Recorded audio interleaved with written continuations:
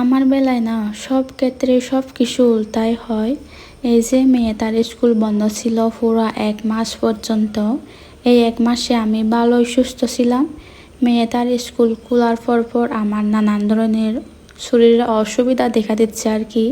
মানে কি বলবো, একদিকে দাঁত ব্যথার যন্ত্রণা, মানে নতুন দাঁত ওঠার যন্ত্রণা আর কি, তারপর হচ্ছে জ্বর, একদমই ভালো লাগছে না।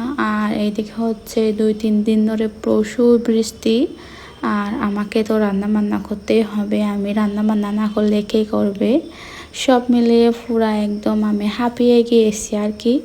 তো কালকে বিকেলবেলা একটু বাজারে গিয়েছিলাম, তারপরে বাজারে গিয়ে এই যে এই মাছটা এনেছিলাম। এই মাছটা নাকি পুকুরের সিলভার কাপ মাছ, সেই জন্য হচ্ছে এনেছিলাম।